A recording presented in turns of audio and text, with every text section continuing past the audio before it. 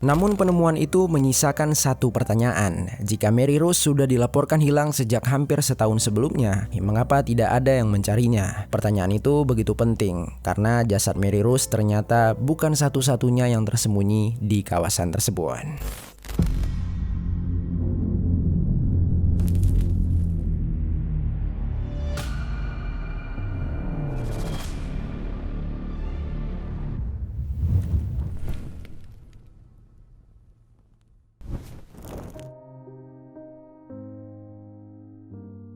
Halo pendengar kisah, selamat datang kembali di channel ini, tempat di mana kita akan membahas kisah-kisah kriminal nyata yang terjadi di seluruh dunia. Aku doakan semoga kalian semua yang sedang menonton video ini dalam keadaan sehat walafiat dan dijauhkan dari mara bahaya.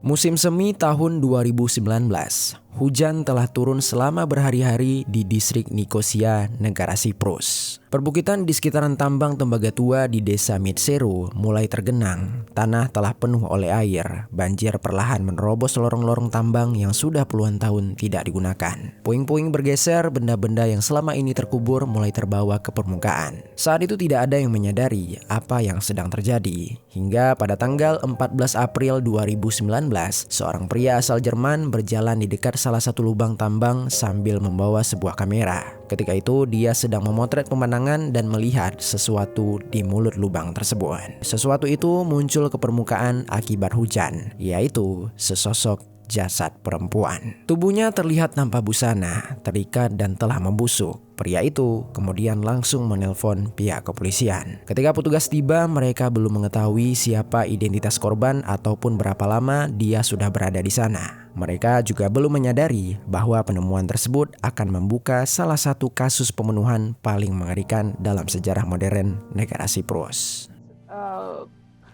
Dating up, pero ang ginagawa niya is inaalok niya. Bagaimana penyelidikan lengkap tentang kasus ini? Langsung saja kita bahas kisah di baliknya. Saat itu, hal pertama yang harus dilakukan penyelidik adalah mencari tahu siapa korban. Kondisi jasad membuat identifikasi tidak mudah. Namun melalui pemeriksaan forensik dan juga catatan orang hilang, identitasnya akhirnya terungkap. Korban bernama Mary Rose Tirbusio. Usianya 39 tahun, berasal dari Filipina dan dia bekerja sebagai asisten rumah tangga. Yang mengejutkan, Mary Rose ini sudah dilaporkan hilang sejak bulan Mei 2018. Hampir setahun lamanya, tidak ada yang tahu keberadaannya. Jasad Mary ternyata awalnya berada di dasar sebuah lubang tambang yang terendam banjir sekitar 20 mil dari ibu kota. Kasus kehilangannya sendiri tetap tidak terpecahkan selama 11 bulan. Dan akhirnya bukan penyelidikan polisi yang menemukan Mary, tetapi hujanlah yang mengungkapkan keberadaannya. Namun penemuan itu menyisakan satu pertanyaan. Jika Mary Rose sudah dilaporkan hilang sejak hampir setahun sebelumnya, mengapa tidak ada yang mencarinya? Pertanyaan itu begitu penting karena jasad Mary Rose ternyata bukan satu-satunya yang tersembunyi di kawasan tersebut. 6 hari kemudian di tanggal 20 April, tim pencari masih bekerja di lubang tambang tersebut. Namun kali ini mereka kembali menemukan jasad seorang perempuan. Dia sama-sama berasal dari Filipina dan bekerja sebagai asisten rumah tangga. Namanya Arian Palanas Lozano, usianya 28 tahun. Dua perempuan dan lokasi yang sama. Keduanya warga asing dan sama-sama bekerja sebagai pekerja migran. Yang lebih mengejutkan, pemeriksaan menunjukkan kalau keduanya meninggal dengan cara dicekik. Kini penemuan itu tidak lagi terlihat seperti sebuah tragedi yang berdiri sendiri. Jika satu korban mungkin saja dapat dikatakan sebuah kecelakaan, tetapi dua perempuan yang ditemukan di tempat yang sama menunjukkan adanya sebuah pola.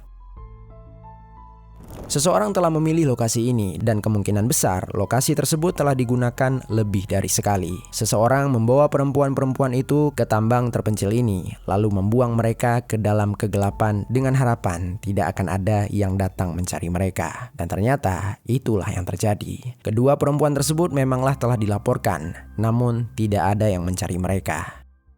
Untuk memahami bagaimana hal ini bisa terjadi, kita perlu melihat kondisi yang dihadapi para pekerja migran di negara Siprus saat itu. Pulau kecil di wilayah Laut Mediterania ini telah menjadi anggota Uni Eropa sejak tahun 2004. Status tersebut kemudian menarik puluhan ribu perempuan dari Filipina, Nepal, Rumania, Sri Lanka, dan Vietnam untuk bekerja sebagai pekerja rumah tangga di rumah-rumah para warga negara Siprus.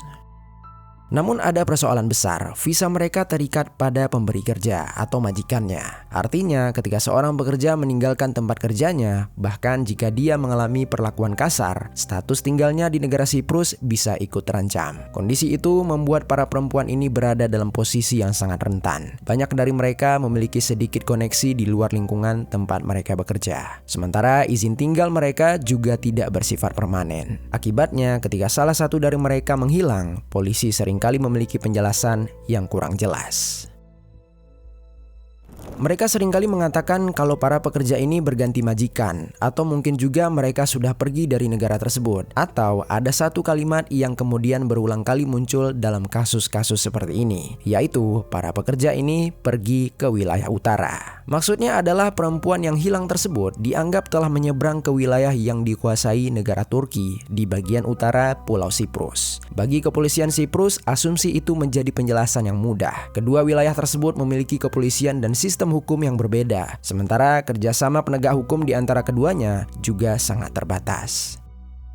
Jadi ketika seseorang melewati wilayah perbatasan, dia akan masuk ke wilayah hukum yang berbeda. Lalu dengan mengatakan bahwa seorang perempuan pergi ke utara, hilangnya seseorang seolah sudah memiliki penjelasan tanpa perlu mencari bukti lebih lanjut. Mereka tidak perlu penyelidikan yang panjang, tidak perlu bertindak lanjut. Selama bertahun-tahun, pola pikir seperti ini memungkinkan sebuah masalah yang jauh lebih besar untuk terabaikan. Tetapi kali ini situasinya berbeda. Ada bukti bahwa kedua perempuan yang ditemukan tersebut tidak pergi ke utara. Kali ini polisi memiliki jasad mereka, dan salah satu dari mereka meninggalkan sesuatu yang akan menjadi sangat penting bagi penyelidikan, yaitu jejak komunikasi melalui telepon. Sebelum jasad kedua ditemukan yaitu Aryan, para penyelidik lebih dulu memeriksa komunikasi milik Mary Rose, jasad pertama. Dari sana perhatian mereka tertuju pada satu hubungan yang telah berlangsung selama kurang lebih 6 bulan. Ketika Mary Rose rutin bertukar pesan dengan seorang pria yang dia kenal melalui aplikasi kencan bernama Badoo. Pria tersebut diketahui menggunakan nama pengguna Orestes 35. Nama ini langsung menarik perhatian karena dalam mitologi Yunani, Orestes artinya seorang anak laki-laki yang mengeksekusi ibunya sendiri untuk membalaskan kematian ayahnya. Tidak ada yang bisa memastikan apakah pria di balik akun tersebut sengaja memilih nama itu. Tetapi jejak digital dari akun tersebut akhirnya membawa penyelidik menuju identitas aslinya. Pada tanggal 18 April 2019, bahkan sebelum jasad kedua berhasil ditemukan, polisi ternyata telah bergerak dan menangkap pria itu. Namanya adalah Nikos Metasas, berusia 35 tahun. Namun saat ditangkap, Nikos bukanlah sosok yang langsung terlihat mencurigakan. Dia merupakan seorang kapten di Garda Nasional Siprus, memiliki pekerjaan tetap, seorang ayah dari 2 anak, dan telah berpisah dari istrinya. Dia juga aktif dalam kehidupan masyarakat dan dikenal sebagai pria yang memiliki reputasi baik. Oleh karena itulah muncul pertanyaan besar, bagaimana mungkin seorang pria dengan kehidupan seperti itu bisa terhubung dengan 2 perempuan yang telah ditemukan tewas. Saat diinterogasi, Nikos memilih untuk bungkam, tetapi penyelidik tidak berhenti di situ. Mereka mulai memeriksa perangkat-perangkat miliknya termasuk hard drive, kendaraan, dan drone, kemudian menelusuri pergerakan terbarunya. Dari pemeriksaan tersebut, penyelidik menemukan bahwa Nikos ternyata telah berhubungan dengan lebih dari 30 perempuan melalui aplikasi Badoo. Bukti pun mulai menumpuk, namun sekitar seminggu setelah berada dalam tahanan, kasus ini tiba-tiba memasuki tahap yang jauh lebih di luar nalar. Nikos di saat itu tiba-tiba mengatakan kepada petugas yang mengawasinya kalau dia telah merasa bosan. Dia pun kemudian meminta pena dan juga kertas. Lalu dia menulis 10 halaman dengan tangannya sendiri. Apa yang tertulis di dalamnya membuat para penyelidik menyadari kalau Mary Rose dan Aryan bukanlah satu-satunya perempuan yang telah dia eksekusi. Mereka juga bukan satu-satunya jasad yang disembunyikan oleh Nikos. Nikos bahkan secara sukarela menawarkan diri untuk membawa para penyelidik ke lokasi jasad-jasad lainnya. Dan sejak saat itulah pencarian pun dimulai. Para penyelidik akan mengikuti petunjuk yang diberikan Nikos dari satu lokasi ke lokasi lainnya dalam sebuah operasi yang berlangsung selama berminggu-minggu dan perlahan mengungkap seberapa besar sebenarnya kejahatan yang telah dia lakukan. Petunjuk pertama yang diberikan Nikos membawa para penyelidik ke sebuah lapangan tembak militer dekat Orunda. Di sana, Nikos berjalan melintasi area tersebut hingga akhirnya menunjukkan sebuah sumur kering. Ketika sumur itu diperiksa, para penyelidik menemukan jasad seorang perempuan asal negara Nepal yang bernama Asmita Katkabista. Dia meninggal akibat cedera di kepala. Menurut pengakuan Nikos, dia mengeksekusi Asmita karena Asmita ini memergoki dirinya sedang diam-diam merekam Asmita dalam sebuah hubungan.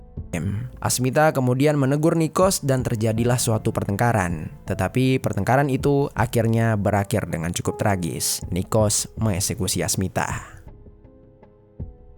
Lalu lokasi berikutnya membuat pencarian ini semakin serius. Nikos memberitahu para penyelidik tentang keberadaan jasad lain di sebuah danau dekat Siliatos. Setelah itu, dia mengarahkan mereka ke tempat yang tampaknya telah dia pilih dengan sangat diperhitungkan. Tempat itu bernama Red Lake atau yang lebih dikenal dengan nama Kokino Pezola.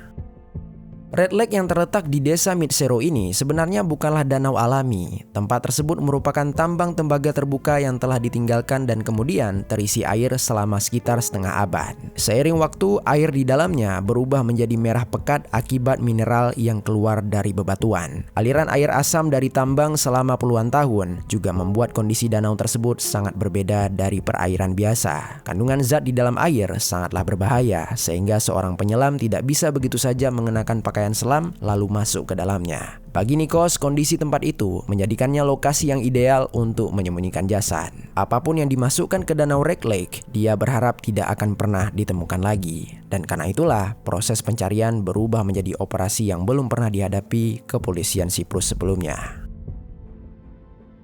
Tim pencari terus bekerja di sepanjang tepi danau selama berminggu-minggu. Karena kondisi air sangat berbahaya, mereka menggunakan kamera robotik dan juga sonar untuk melihat apa yang ada di dasar danau. Para penyelam pun hanya bisa masuk dengan perlengkapan khusus dan itu pun jika kondisi air memungkinkan. Hari demi hari mereka menyisir air yang keruh mencari sesuatu yang seharusnya tidak berada di dasar danau. Hingga akhirnya mereka menemukan sebuah koper.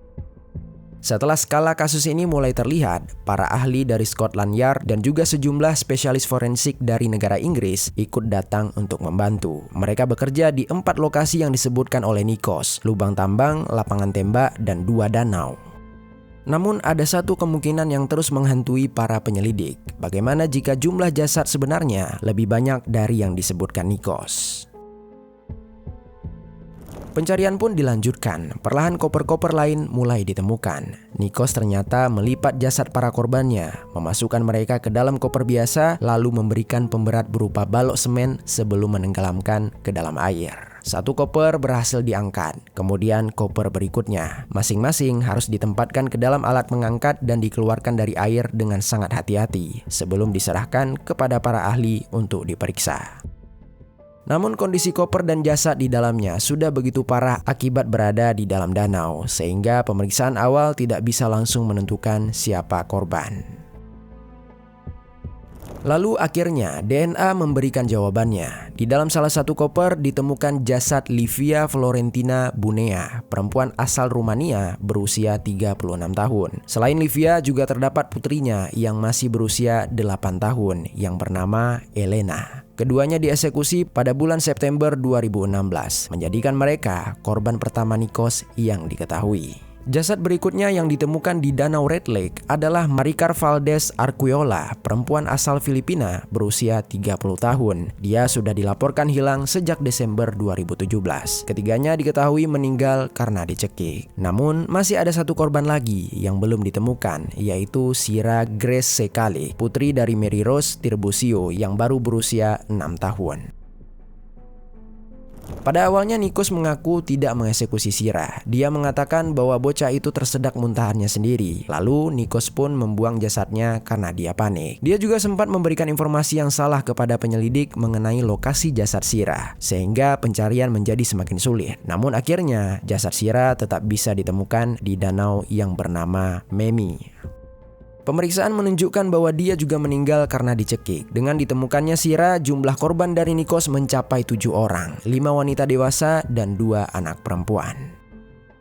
Ketika para penyelidik mulai mencocokkan 7 korban tersebut dengan laporan orang hilang, mereka menemukan sesuatu yang mengubah kasus pembunuhan berantai ini menjadi skandal nasional. 6 dari 7 korban ternyata sudah pernah dilaporkan hilang kepada polisi. Artinya orang-orang di sekitar para wanita dan bocah-bocah ini sebenarnya sudah melakukan apa yang seharusnya mereka lakukan. Mereka menyadari ada yang tidak beres lalu menghubungi pihak berwenang.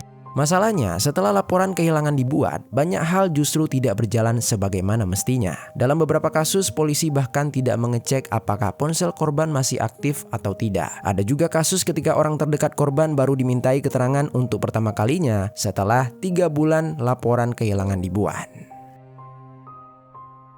Padahal ada tanda-tanda lain yang seharusnya bisa membuat mereka curiga. Para perempuan ini masih meninggalkan paspor mereka. Dan selain itu, setelah mereka menghilang, tidak ada satupun dari mereka melakukan penarikan uang dari rekening bank manapun. Jadi sebenarnya ada banyak tanda yang menunjukkan bahwa mereka tidak sekedar pergi meninggalkan negara Siprus. Semua petunjuk itu bahkan sudah tercatat dalam laporan dan dokumen yang dimiliki oleh pihak berwenang. Contohnya Livia dan putrinya yaitu Elena. Mereka menghilang pada bulan September 2016. Seorang teman lalu melaporkan Livia hilang hanya dalam waktu seminggu. Lalu seorang jurnalis lokal kemudian ikut menyelidiki kasus tersebut dan terus mendesak polisi untuk memberikan jawaban. Bahkan dia sampai mendapatkan tanggapan resmi dari pihak kepolisian. Tetapi jawaban yang diberikan justru menyebutkan bahwa polisi memiliki alasan kuat untuk percaya bahwa Livia dan Elena telah menyeberang ke wilayah utara Siprus, yaitu ke negara Turki. Masalahnya tidak pernah ada bukti yang diberikan untuk mendukung dugaan tersebut. Dan disinilah salah satu bagian paling tragis dari kasus ini.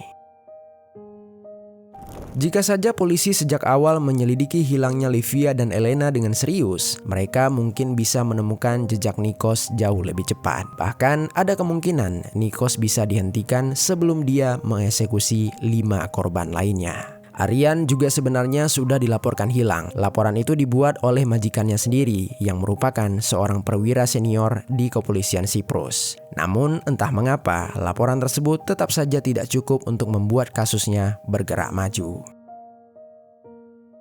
Lalu pertanyaannya, bagaimana Nikos bisa membunuh selama bertahun-tahun tanpa terdeteksi? Jawabannya mulai terlihat ketika penyelidik melihat siapa saja yang menjadi targetnya. Dia menargetkan perempuan yang bekerja sebagai ART rumah tangga, terutama mereka yang tinggal di rumah pemberi kerja atau majikan. Mereka memiliki lingkaran sosial yang terbatas dan hubungan mereka dengan negara Siprus yang sangat bergantung pada satu orang, yaitu majikan. Akibatnya, ketika salah satu dari mereka menghilang, keberadaannya seolah lebih mudah untuk diabaikan. Lalu, pertanyaan tentang motif masih belum terjawab. Setelah semua korban ditemukan dan penyelidikan mengungkapkan bagaimana Nikos menjalankan aksinya selama bertahun-tahun, masih ada satu hal yang ingin diketahui oleh semua orang. Mengapa Nikos melakukan semua ini? Jawabannya mulai muncul ketika kasus tersebut dibawa ke pengadilan. Di tanggal 24 Juni 2019, Nikos tiba di pengadilan kriminal Nikosia dengan pengamanan yang cukup ketat. Dia hadir tanpa pengacara ketika dakwaan dibacakan. 7 dakwaan pembunuhan berencana, ditambah dakwaan penculikan. Di ruang sidang, Nikos tiba-tiba menangis. Ketika diberikan kesempatan untuk berbicara, Nikos mengakui kalau dirinya telah melakukan kejahatan yang sangat mengerikan. Dia bahkan juga mengaku tidak benar-benar memahami apa yang membuat dirinya melakukan semua itu. Tetapi ketika membahas 2 anak yang menjadi korbannya, Nikos justru memberikan alasan yang berbeda. Nikos mengklaim kalau dia mencurigai kedua ibu dari bocah tersebut berencana melakukan eksekusi terhadap putri-putri mereka. Menurut Nikos, itulah alasan dia mengeksekusi Elena dan juga Sira. Nikos mengatakan bahwa dengan melakukan hal itu, dia dapat menghukum para ibu dan membebaskan putri-putri mereka. Kemudian jaksa yang mendengarkan langsung menolak klaim tersebut. Menurut mereka, kedua perempuan itu justru merupakan ibu yang penuh kasih sayang dan sangat menyayangi putri mereka. Tidak pernah ada bukti kalau mereka merencanakan hal seperti yang dituduhkan oleh Nikos. Dengan kata lain, alasan tersebut tidak memiliki dasar. Setelah mempertimbangkan seluruh bukti, majelis yang terdiri dari 3 hakim tidak menemukan keadaan yang dapat meringankan tindakan Nikos. Para hakim menggambarkan apa yang telah dia lakukan sebagai sebuah rangkaian pembunuhan. pembunuhan. Dia memilih target-target yang berada dalam posisi rentan, kemudian mengeksekusi mereka, bahkan tidak ragu untuk mengeksekusi putri mereka juga. Pada akhirnya, Nikos dijatuhi 7 hukuman penjara seumur hidup, 1 untuk masing-masing korban. Namun, cara hukuman itu dijalankan cukup berbeda. 5 hukuman harus dijalani secara berurutan. Artinya, setelah menjalani 1 hukuman seumur hidup, hukuman berikutnya baru akan mulai berlaku. Sementara itu, 2 hukuman lainnya dijalani secara bersamaan, sehingga keduanya tidak ditambahkan satu persatu ke dalam masa hukuman. Putusan ini pun menjadi hukuman terberat yang pernah dijatuhkan dalam sejarah hukuman pidana di negara Siprus. Dengan kata lain, Nikos menerima hukuman maksimum yang bisa diberikan oleh pengadilan Siprus. 7 korban, 7 hukuman seumur hidup. Kasus ini ternyata tidak hanya berbicara tentang Nikos. Setelah vonis dijatuhkan, perhatian mulai beralih kepada sistem yang selama bertahun-tahun membuat para korban bisa menghilang tanpa benar-benar dicari. Ketika kasus ini mulai terbongkar, muncul sebuah angka yang membuat banyak orang mempertanyakan apa yang sebenarnya terjadi di negara Siprus ini. Komite Kekerasan dalam Keluarga milik Kementerian Kehakiman mengungkapkan bahwa antara tahun 1990 hingga 2019 ada 32 perempuan dan anak perempuan yang dilaporkan hilang di negara Siprus dan tidak pernah ditemukan. Komite tersebut bahkan menggunakan catatan milik pemerintah sendiri untuk mempertanyakan bagaimana puluhan perempuan dan anak perempuan ini pada akhirnya hanya menjadi sebuah daftar. Lucy Cutrakitis yang memimpin Asosiasi Pekerja Rumah Tangga dan pernah berusaha melaporkan hilangnya Mary Rose Tirbusio mengatakan bahwa ketika seorang pekerja rumah tangga asal Filipina menghilang di Siprus, polisi seringkali langsung berasumsi bahwa perempuan tersebut pergi ke utara bersama seorang pacar. Masalahnya, anggapan seperti itu sudah digunakan selama puluhan tahun. Akibatnya hilangnya para korban seringkali tidak benar-benar diselidiki. Seorang aktivis bernama Nicoleta Georgu bahkan menggambarkan para korban sebagai orang-orang yang tidak terlihat dua kali. Mereka adalah perempuan dan mereka juga warga asing. Presiden Siprus Nikos Anastasiades akhirnya mengakui secara terbuka bahwa polisi telah bertindak lalai dalam menangani kasus-kasus tersebut. Namun dia mengatakan bahwa dirinya tidak percaya kelalaian itu didorong oleh rasisme. Pernyataan tersebut tidak diterima begitu saja oleh masyarakat. Ratusan orang turun ke jalan di Nikosia. Aksi yang awalnya hanya berupa penyalaan lilin untuk mengenang para korban, seketika berubah menjadi demonstrasi. Mereka menuntut agar para pejabat bertanggung jawab dan agar masalah diskriminasi yang selama ini memungkinkan para perempuan tersebut diabaikan, akhirnya dihadapi secara terbuka. Pada awalnya tuntutan masyarakat mulai membuahkan hasil. Menteri Kehakiman yang bernama Ionas Nikolaou akhirnya mengundurkan diri. Sementara itu, Kepala Kepolisian yang bernama Zakarias Chrysostomu diberhentikan oleh Presiden. Tidak hanya itu, 15 anggota kepolisian juga diminta mempertanggungjawabkan dugaan kelalaian mereka dalam menjalankan tugas. Namun 2 tahun kemudian hasilnya justru berbeda. Pada tahun 2021, penyelidikan terhadap para petugas tersebut menyimpulkan bahwa tidak ada cukup bukti untuk membawa perkara mereka lebih jauh. Pada akhirnya tidak ada satupun dari mereka yang dihukum. Mereka bahkan tetap menerima hak pensiun mereka. Keputusan itu menimbulkan pertanyaan besar. Selama bertahun-tahun, laporan tentang hilangnya para pekerja rumah tangga diabaikan. Namun pada akhirnya kelalaian tersebut tidak dianggap sebagai sebuah tindak pidana. 5 perempuan dan 2 anak telah kehilangan nyawa, tetapi tidak ada satupun petugas yang harus menjalani hukuman atas kegagalan mencari mereka. Untuk memahami betapa seriusnya kegagalan tersebut, kita bisa melihat kembali siapa saja para korban. Livia Florentina Bunea berusia 36 tahun, putrinya Elena Natalia Bunea baru berusia 8 tahun. Selama lebih dari 2 tahun, penjelasan resmi menyebutkan bahwa keduanya kemungkinan besar telah pergi ke wilayah utara. Lalu Maricar Valdes Arquiola berusia 30 tahun dan sudah dilaporkan hilang. Selanjutnya Asmita Katkabista berusia 30 tahun. Sejak awal keberadaannya seolah tidak pernah benar-benar dicari. Lalu Mary Rose Tirbusio berusia 39 tahun. Putrinya Sira Grace Sekalik baru berusia 6 tahun. Teman serumah Mary Rose bahkan sudah membuat laporan pada pagi hari setelah mereka menghilang. Kemudian yang terakhir ada Arian Palanas Lozano yang berusia 26 tahun. dia dilaporkan hilang oleh seorang perwira senior kepolisian. Namun pada akhirnya tidak ada yang datang mencari mereka sampai jasad-jasad itu akhirnya ditemukan. Siprus adalah negara yang dalam kondisi normal hanya menghadapi segelintir kasus pembunuhan setiap tahun. Ketika kasus ini terbongkar, pihak berwenang juga tidak memiliki pengalaman atau prosedur yang memadai untuk menghadapi pembunuhan berantai dalam skala seperti ini. Kepala pemadam kebakaran yang bernama Marcos Strangolas yang ikut terlibat dalam pencarian dan pengangkatan jasad menggambarkan situasinya dengan sederhana. Dia mengatakan mereka sudah pernah melihat kematian, mereka juga sudah melihat banyak hal mengerikan, tetapi mereka belum pernah melihat situasi seperti ini. Dan pada akhirnya, kasus ini mengungkapkan lebih dari sekedar seorang pria yang berhasil mengeksekusi selama sekitar 2,5 tahun tanpa tertangkap. Kasus ini menunjukkan bagaimana sistem visa membuat para pekerja perempuan tersebut berada jauh dari perlindungan yang seharusnya mereka dapatkan. Dari 32 perempuan dan anak perempuan yang tercatat dalam daftar Kementerian Kehakiman, kita tidak pernah tahu berapa banyak di antara mereka yang mungkin telah mengalami kekerasan. Karena ketika mereka menghilang, tidak ada yang benar-benar mencari mereka. Pada akhirnya ada satu hal yang membuka seluruh kasus ini, yaitu hujan. Hujanlah yang menemukan Mary Rose Tirbusio. Bukan laporan kehilangan yang dibuat oleh teman serumahnya pada pagi setelah Mary Rose menghilang. Bukan juga penyelidikan polisi yang selama berbulan-bulan tidak menemukan keberadaannya. Hujan, air yang terus turun selama berhari-hari, membuat tanah di sekitaran tambang menjadi jenuh dan mengubah apa yang selama ini tersembunyi di bawah permukaan. Sampai akhirnya jasad Mary Rose muncul ke permukaan. Dan dari satu jasad itulah seluruh kasus mulai terbongkar. Untuk para korban, semoga mereka mendapatkan kedamaian dan juga ketenangan yang mungkin belum sempat mereka rasakan ketika mereka hidup di dunia ini. Dan juga untuk keluarganya, semoga mereka diberikan kelapangan hati serta ketabahan. Sekian kisah hari ini, mudah-mudahan ada pelajaran baik yang dapat kita ambil. Sampai jumpa di kisah selanjutnya. Pendengar kisah, sebelum kita lanjut, aku mau rekomendasiin salah satu produk yang bisa kalian beli melalui fitur belanja di bawah. Neckband Philips TAA 1708 Bone Conduction.